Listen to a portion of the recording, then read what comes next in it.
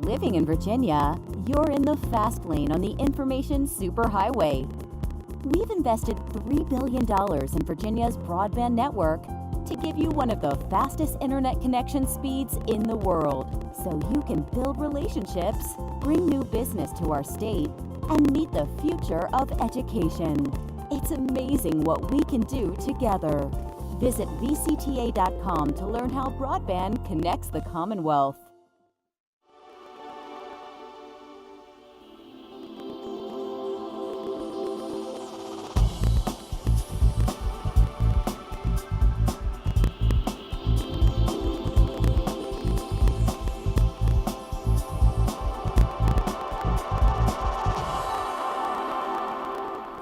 From the General Assembly and the City of Richmond, I'm Woody Evans for Cable Reports, brought to you by the Virginia Cable Telecommunications Association and Comcast, connecting Virginians to their government. We're pleased to have Delegate Mark Cole with us today. Good to see you, sir. Well, good to see you and good to be with you. Great. About 2 weeks left in the session. Yeah.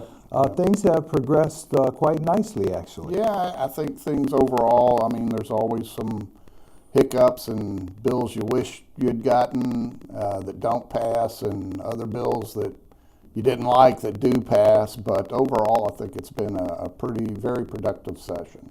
So tell us what's been going on in privileges and elections, the committee you chair. Well, we've dealt with a lot of issues, primarily trying to prepare for the next redistricting in 2021.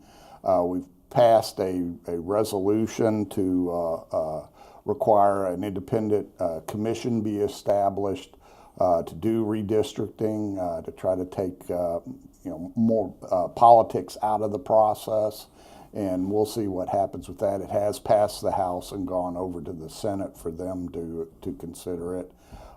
We've also passed a resolution to allow the General Assembly to fix split precincts. That has caused a lot of confusion in different areas, even in the city of Fredericksburg. What happens is whenever you do redistricting, at the same time the state is doing redistricting, local governments are doing their own redistricting, and it's local governments that draw the precinct lines. So after the fact, you kind of see that they didn't line up exactly, and that's how you end up with split precincts. And so we're advancing legislation to try to fix that and reduce the number of split precincts. Talk to us a little bit more about the details regarding redistricting. First of all, it has to be done by a constitutional amendment which is subject to a referendum approval by the voters. That's correct. The way constitutional amendments work is they have to pass the General Assembly twice, once this year, and then you have an election of the General Assembly, and then it has to pass again. And then it would be voted on by the voters. So it's a three-step process to amend the state constitution. Now, how would this commission, assuming it is constituted, be populated? Who would be members of this Well, the proposal I've put forward, the Speaker of the House would have some appointments, the Senate Rules Committee would have some appointments, and the governor would have some appointments. They would have to be bipartisan in nature, same number of Republicans and Democrats, so that nobody would have an advantage. They'd come up with a plan. The General Assembly could not amend the plan. It would have to vote it up or down. And if they can't agree on a plan, or the General Assembly doesn't pass a plan, then it would go to the Virginia Supreme Court to decide how to draw the lines. Now, is there some criteria that would be used to determine? Yeah, there is criteria in it, as far as trying to respect local political boundaries, making it compact and contiguous, and things like that. And of course, the criteria that you have to use seems to be changing every few years based on court decisions, different court decisions. Judges make rulings and stuff, and they actually come up with new criteria that wasn't kind of in the mix before, and that's how it's kind of in flux a lot. As a matter of fact, it appears that there will be some lines redrawn by a federal district court. Well, that's pending at the Supreme Court right now, and it's kind of frustrating because the last redistricting we did in 2011 was actually a bipartisan effort because the House was controlled by Republicans and the Senate was controlled by Democrats at the time. and the plan had to pass both bodies, and it did. It passed with bipartisan support and was actually approved by the U.S. Justice Department at the time.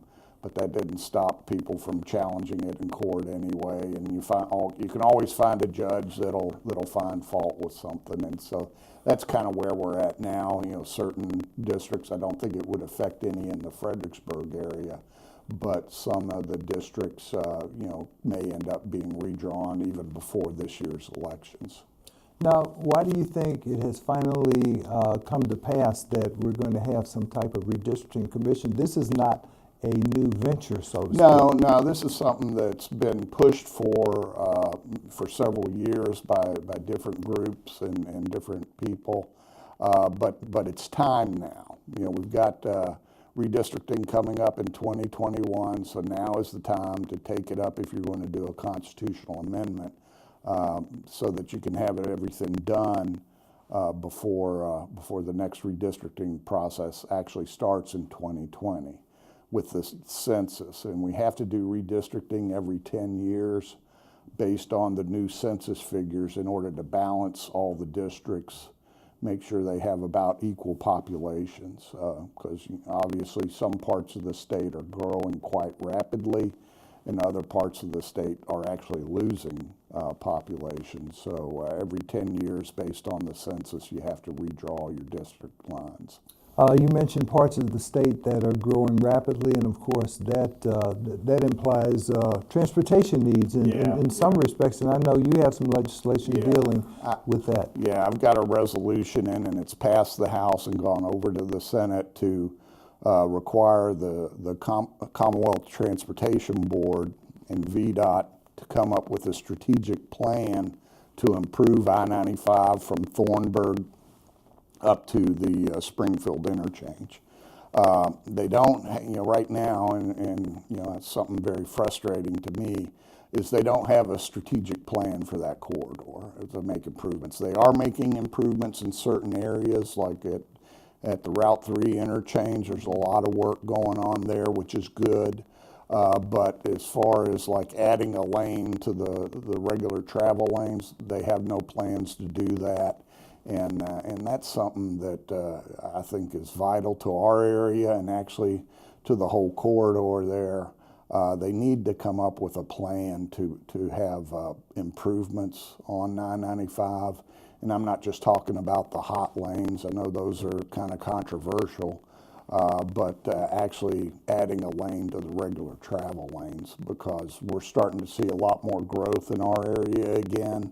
Things kind of, you know, calmed down after the economic slowdown in 08 and 09, and they're picking back up now. And if history holds, most of the folks that are moving to the area are going to want to get on 95 to go to work, and we've got to try to get ahead of that game. And to be honest with you, the Commonwealth Transportation Board has kind of been asleep at the wheel. And I take it you have constituents who travel that I-95, either they're federal employees or they work for contractors. Yep. A lot of federal employees and contractors in the area that drive north every day, and it's just getting worse. Like I said, there are projects ongoing to try to make fixes here and there, which is good, but like I said, they need to come up with have a strategic plan so that if there's, you know, that they can start working on little by little to make improvements along the whole corridor instead of just trying to kind of do things hodgepodge. Well, how does this fit into the SMART scale? Those criteria? It doesn't. It's above SMART scale. See, SMART scale is primarily driven by local governments. What it is local governments, they get together, and in our area, it's a regional body, the Fredericksburg Area Metropolitan Planning Organization, FAMPO, made up of all of our localities. They get together and they prioritize what projects they would like to see done in the area, and then they submit SMART scale applications, and VDOT scores those and then decides which ones, you know, the ones with the highest priority and the best score are going to get funded. However, when you have a problem that crosses multiple localities like I-95, no locality is going to put in a smart scale project to add a lane to I-95 all the way to Springfield. And so that's where the CTB needs to step up and do their job and come up with a strategic plan for that whole corridor. Is this anywhere like what's going on with the discussions around I-81, which Yes, everyone agrees? It's similar to I-81, which we passed last year. They have similar problems, though the I-95 problems are worse. But yeah, it follows along in those lines there. So that's the biggest transportation need in your district, you would say? Yeah, I mean, there's lots of transportation needs all over as far as, local roads and the secondary roads and stuff. But the main artery, that a lot of people drive to and from work every day and even to go shopping and everything, is I-95. So how has the economy done over the last few years in your district? Has it rebounded from the Yeah, recession? it is. It does seem to be doing better. Things. Job opportunities have picked up, and so I think for years there we were kind of just bouncing along the bottom, from the Great Recession, and in the last few years I think we've turned the corner. And the economy is rebounding.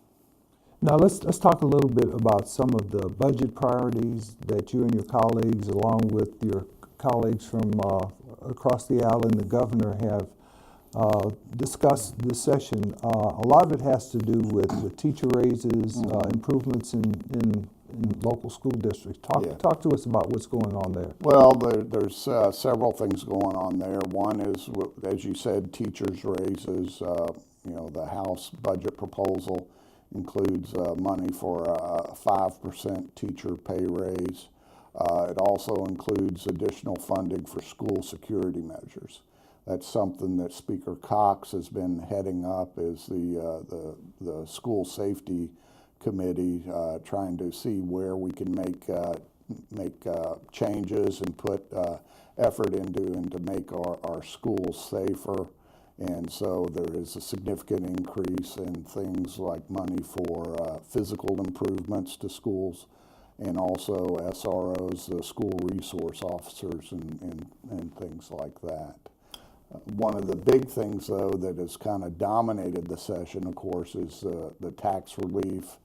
The federal tax cut bill that was passed, over a year ago, had an unintended consequence of actually causing Virginia taxpayers to pay more on their state tax bill. It's because Virginia is a conforming state, and the big chunk of that is because of itemization. When you itemize your deductions, Virginia current law is that if you don't itemize at the federal level, you can't itemize at the state level. And the biggest chunk of that federal tax cut was a significant increase in the standard deduction. So a lot fewer people would be itemizing, and there was no corresponding increase in Virginia's standard deduction. And so those people would have ended up, while they got paid less at the federal level, they would end up paying more at the state level. The governor wanted to just take that money and run with it and use it to, spend on other programs and things like that. We didn't think that was right, and so we kind of partitioned off that money, took it out of the proposed budget, and then tried to come up with a plan to basically return it to the taxpayers. And anything we could come up with, of course, the governor would have to agree to. And so we've been in negotiations with the governor, and I feel pretty good about the plan that he's agreed to. Probably gives us about 80 to 90% of what we were looking for, which I think was better than I expected, to be honest with you.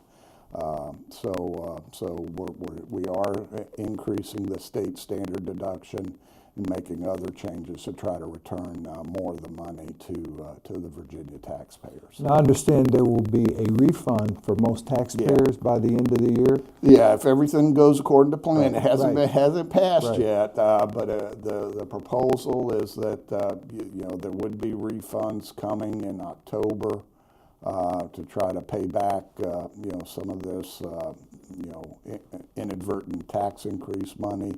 And then, like I said, a significant increase in the Virginia standard deduction and other changes on the tax code. Yeah, what I've seen, and again, this is subject to approval ultimately, but what, $110 for an individual and $220 for a married couple? Yeah, that's what's being proposed right now for the October refund. Now, what about the increase in the standard deduction at the state level? It's going to go up, well, it's proposed to go up Yes. right now by about 50% to I think 4,500 for an individual and 9,000 for a couple. And so I think that will help out quite a bit. That will probably be the biggest chunk of it. And I guess it was Delegate Hugo's bill, which became part of this package, which will now allow the itemization of certain expenses at the state level. Yeah, that's correct. And I'm a co-patron of his bill, and so that was the kind of the vehicle we used. Really, we should have done this last year, but nobody was really sure how much money we were talking about and what the levels would have to be to try to make it revenue neutral and stuff. So we're kind of behind the 8 ball in that we didn't act on it last year. And this has to be done as an emergency measure for it to be effective. Do you have those votes now? Supposedly we do, but I never count on anything until I see the final vote, because normal legislation isn't effective until 1 July. And so if we passed it without the emergency clause, people wouldn't be able to do their state tax returns until July. So it's important to have the emergency clause on it. The kicker with the emergency clause is that it takes 80% to pass. So in the House, we got to have 80 yes votes, and in the Senate, I believe it's like 29 or more, or actually, I think it's 32 in the Senate to adopt an emergency legislation, and then that becomes effective as soon as the governor signs it. Back to the teacher raises, local school districts are required to come up with some funds to be able to do those. Is there any relief for local school districts? We're trying to, and again, all this is preliminary, but we're trying to give the localities maximum flexibility in that, you're right, whenever the state says we're giving teachers a pay raise, that's not really accurate because the state doesn't set teacher pay. Each local school board does that, and the state just provides the funds for the state-funded positions. And again, there's a lot of positions with your local schools that are not state-funded. They are funded by the local government, and then the state provides, funds to pay the state-funded positions, but not the local. So, if a school board, most school boards, they try to give all their employees the same raise, not just state-funded positions. So they end up having to come up with local funds at the local level to match it and get it completed. There was some talk about using some lottery funds in order to alleviate that. Yeah, we did set aside lottery funds to give to pass on to the local schools and not have any strings to that money, so that they could use it if they needed to match to pay their share of the raises or whatever spending priorities they have. So that's something I've been pushing for a while. Is whenever the state gives money to either local government or schools, sometimes they put too many strings on it, and I think local governments and local school boards know what their spending priorities are. If we want to increase funding for education, fine, but you ought to just pass it on to the local school board and let them decide what their priorities are. Does the budget also include additional monies, for example, for school counselors, nurses, and psychologists? Yeah, and that was another thing that came out of the school safety study, is trying to provide more school counselors, and also to try to narrow the scope of their responsibility so that they can focus on the kids that are having issues and problems, and hopefully be able to deal with them early on in order to prevent any or head off any potential discipline or safety issues with the student. Yeah, I think there's some legislation, I forget who introduced it, but it would now require school counselors to spend 80% of their time actually counseling students. Yeah. And that's to cut down on their kind of their extracurricular activities that are not devoted primarily to counseling. Yeah, because some of them were helping to administer, for example, standards of learning exams and things of that nature. You mentioned school resource officers. Additional training for them, I take it. I saw something about memorandums of understanding about school resource officers. That's an area we've focused on too as well. School resource officers are the local law enforcement officers that are assigned to schools. Most all high schools and middle schools have them. Some elementary schools have them as well. And what we're trying to do is come up with a consistent training standard throughout the state for school resource officers. They're like I said, they are trained law enforcement officers, but there's additional training needed to work basically in a school environment. And so we're trying to standardize that. It's been kind of uneven throughout the state, and basically come up with some standards for that. Physical facilities you mentioned as well. What about architecture in terms of schools and more security around that? Yeah, that's the physical security.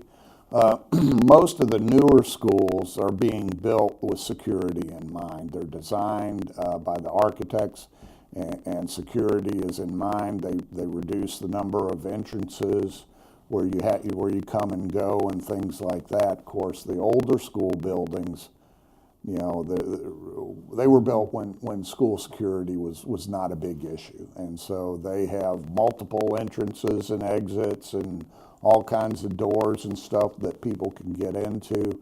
And so part of the money is going to try to help localities retrofit some of these older school buildings to improve their physical security.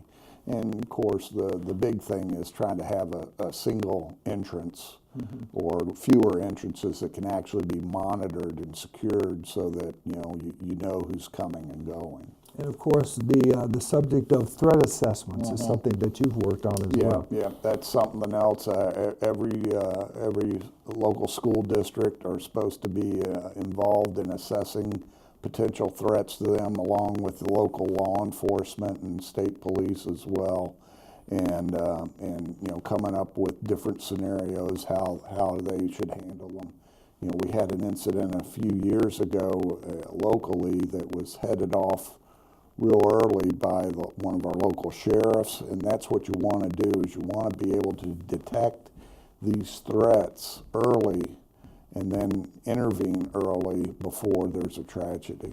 Yeah, and I understand that there are scheduled drills throughout the school year, potentially to evacuate the school, to also train the teachers and students what to do in terms of a lockdown. Yep. Schools are all supposed to have their standard procedures as far as for evacuations, for lockdowns, and so forth, for different types of situations, and they're supposed to practice them as well.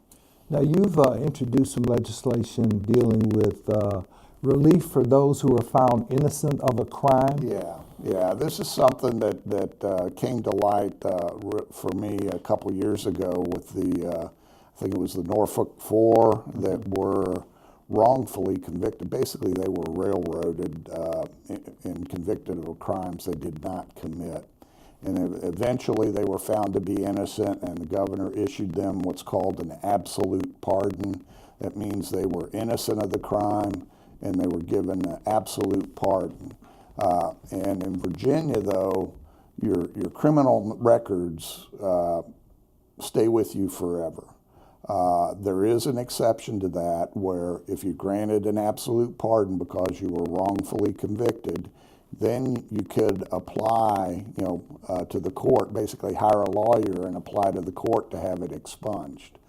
I thought that was kind of adding insult to injury to make someone who was wrongfully convicted have to hire a lawyer to expunge their record. And so my bill would make that automatic, that their record would automatically be expunged without any effort or expense on their part.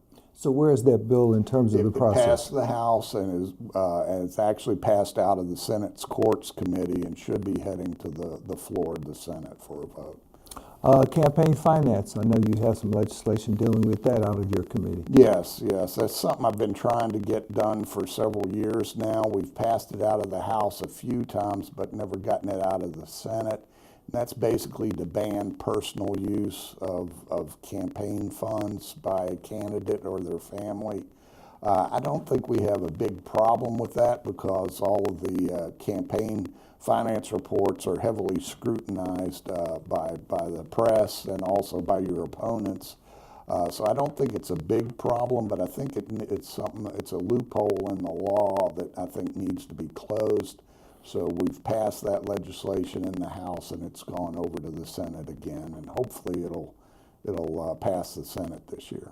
Have there been other voting rights matters that come before your committee, for example, absentee voting without an excuse, for example? In Virginia, we have very, very liberal absentee voting laws, but you have to have an excuse to vote early.